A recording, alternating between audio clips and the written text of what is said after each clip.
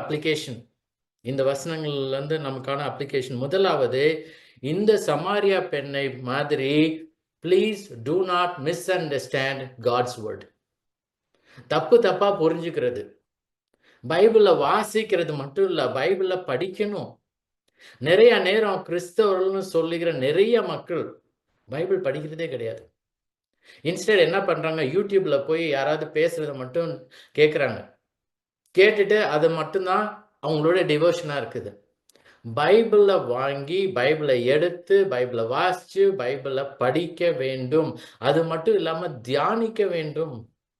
நம்ம என்ன வாசிச்சோம், இதுல என்ன போட்டிருக்குது, இதுல இருந்து நம்ம வாசிச்சதுல இருந்து ஆத்தும ரீதியாக நான் என்ன புரிந்து கொள்ள வேண்டும், அது முக்கியம். இன்னைக்கு நிறைய ப்ராஸ்பெரிட்டி ப்ரீச்சர்ஸ் போலியான சுவிசேஷம், ஃபால்ஸ் காஸ்பலை பிரசங்கித்து மக்களின், கிறிஸ்தவர்களின் அறியாமையை பயன்படுத்தி கொள்ளுகிறார்கள்.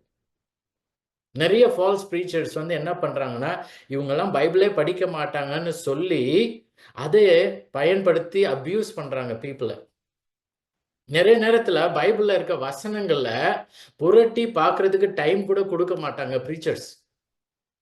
அதனால என்ன ஆகும்னா, ஒரு வசனத்தை சொல்லுவாங்க, இங்க இருக்குதுன்னு, அது இருக்குதா இல்லையான்னு மக்கள் பார்க்க மாட்டாங்க.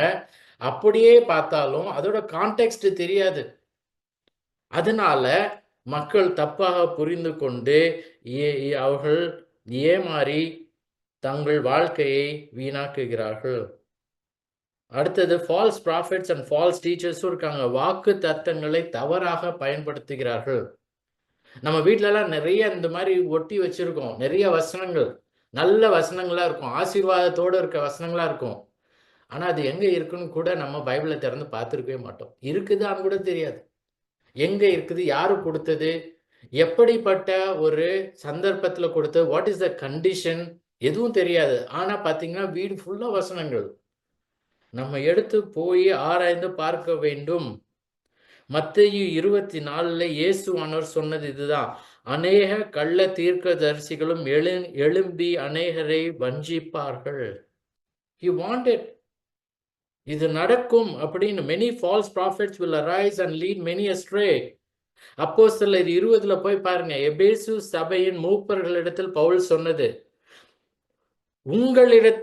உங்களிலும் சிலர் எழும்பி மாறுபாடானவைகளை போதிப்பார்கள், கொடிதான ஓநாய்கள் உங்களுக்குள்ளே வரும். ஃபியர்ஸ் wolves. இது எப்படின்னா, சர்ச்சுக்கு வெளியே இல்ல, சர்ச்சுக்குள்ள இருந்தே.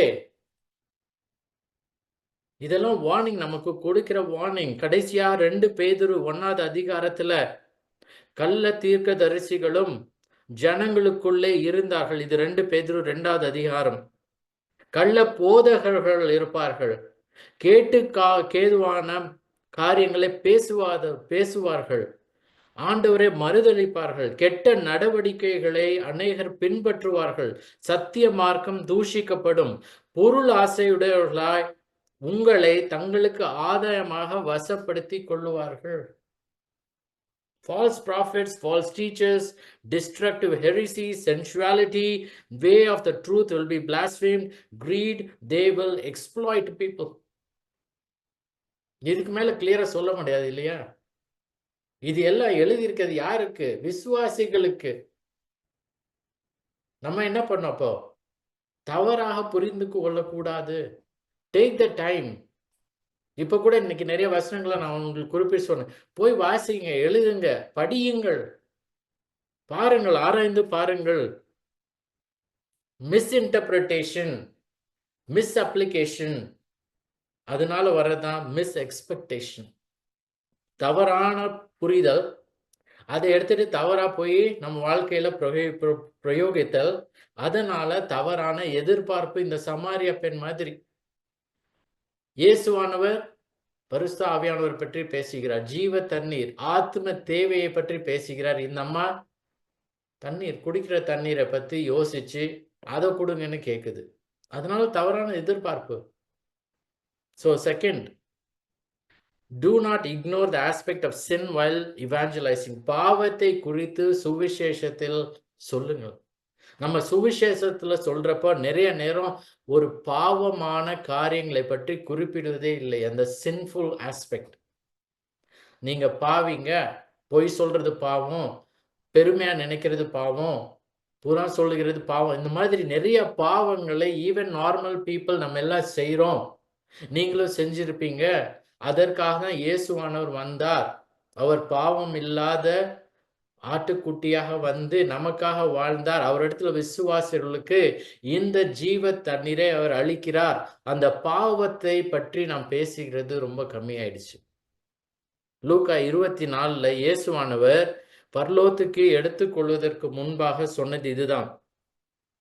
அன்றியும் மனம் திரும்புதலும் பாவ மன்னிப்பும் எருசலேம் தொடங்கி சகல தேசத்தாருக்கும் அவருடைய நாமத்தினாலே பிரசங்கிக்கப்படவும் வேண்டியதுன்னு சொன்னாரு. Repentance for the forgiveness of sins. So முதலாவது பாவத்தை குறிப்பிட்ட வேண்டும். எப்படி இயேசுவானவர் வந்து உன் புருஷனை கூட்டிடுவான்னு சொல்லி அந்த அம்மா எனக்கு புருஷன் இல்லைன்னு சொன்ன பிறகு எப்படி இயேசுவானவர் ஆமா உனக்கு 5 புருஷங்க இருந்தாங்க, இப்ப நீ கூட இருக்கிறவனும் உனக்கு புருஷன் அல்லன்னு சொல்லி அவளுடைய பாவ வாழ்க்கையை குறிப்பிட்டாரோ, அதே மாதிரி நாமும் என்ன பண்ணும், ஒருவருடைய பாவ வாழ்க்கையை உணர்த்தி பாவ நிலைமையை உணர்த்தின பிறகுதான் இயேசுவானவரின் தேவையை நாம் சொல்ல முடியும். இயேசுவானவர் சொன்னது இதுதான். லூக்கா 5:32ல நீதிமான்களை அல்ல பாவிகளையே மனம் திரும்புகிறதற்கு அழைக்க வந்தேன் என்றார். I have not come to call the righteous but sinners to repentance. நான் ஒன்றும் அவ்வளோ மோசமா இல்லை, நான் ஒன்றும் போய் ரொம்ப கெட்ட காரியங்கள்லாம் செய்யல, நான் பரவாயில்லாம செய்கிறேன், நான் பாருங்க எவ்வளோ காசு கொடுக்குறேன், எவ்வளோ தடவை ஹெல்ப் பண்ணுறேன், எவ்வளோ ஜெபம் பண்ணுறேன் அப்படின்னு நினைக்கிற மக்களுக்காக இயேசுவானவர் வரல. ஒருவன் பாவியாக இருக்கிறேன் என்று ஒத்துக்கொண்டு தேவன் முன்பாக God be merciful to me a sinner சொல்லி கதறி அழுகுறானோ அவனுக்காக தான் வந்தார். மூன்றாவது, do not try to hide anything from God.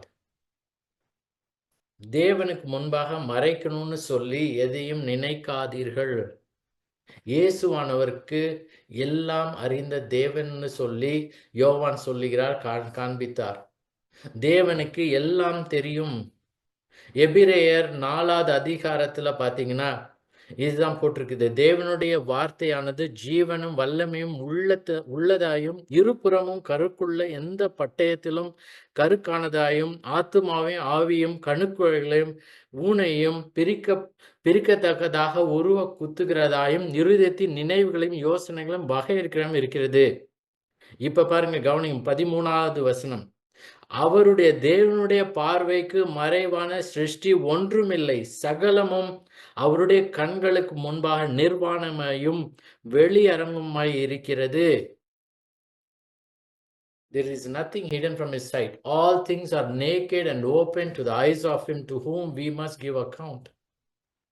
So அப்போ தேவனுக்கு எல்லாமே நம்ம மனதில் நம்ம நினைக்கிறது, நம்மளுடைய அந்த இன்டென்ஷன் நோக்கங்கள் எதற்காக இவன் நினைக்கிறோம் எல்லாமே தெரிஞ்சிருந்தா நாம் மறைக்கணும்னு நினைக்கிறது மறைக்கப்பட முடியாது. ஸோ விசுவாசிகளான நாம் நம்ம மனதில் இருக்கிறது தேவனிடத்துல அப்படியே போய் நாம் சொல்லலாம், ஜெபிக்கலாம். சங்கீதம் 62:8வது வசனம், ஜனங்களே எக்காலத்திலும் அவரை நம்புங்கள், அவர் சமூகத்தில் உங்கள் இருதயத்தை ஊற்றி விடுங்கள். தேவன் நமக்கு அடைக்கலமாய் இருக்கிறார்.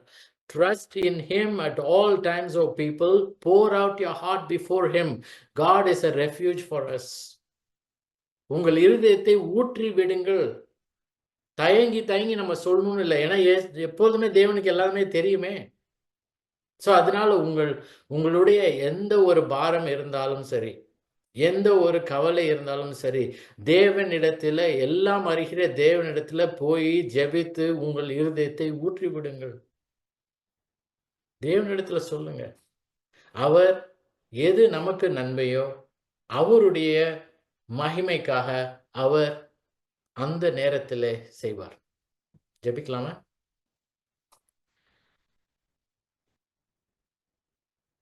மகா உன்னதங்களில் வாசமாயிருக்கிற எங்கள் எல்லாம் அறிந்த தேவனே, எங்களுக்கு இந்த யோவான் 4வது அதிகாரத்தின் மூலம் நீர் எல்லாம் அறிந்த தேவன்.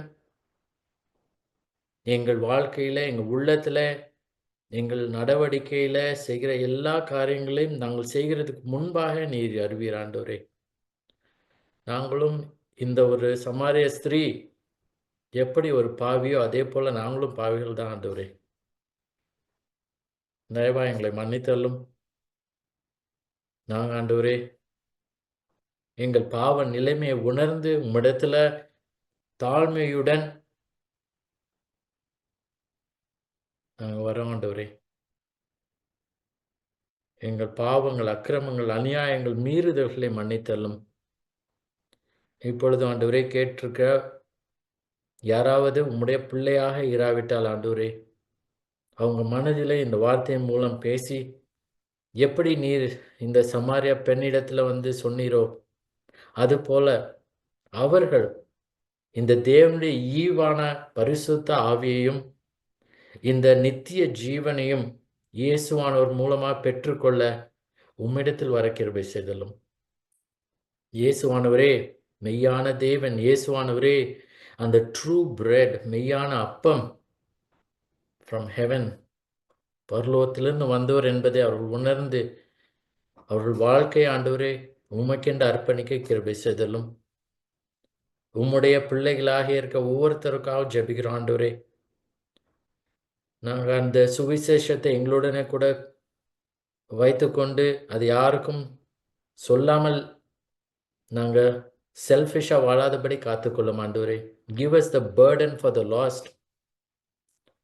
நிறைய பேர் மக்கள் பாவிகளாக வாழ்கிறாங்க ஆண்டவரே. மிகப்பெரிய பாவிகளாகவும் இருக்கிறாங்க, இம்மாரல் லைஃப்லேயும் இருக்காங்க.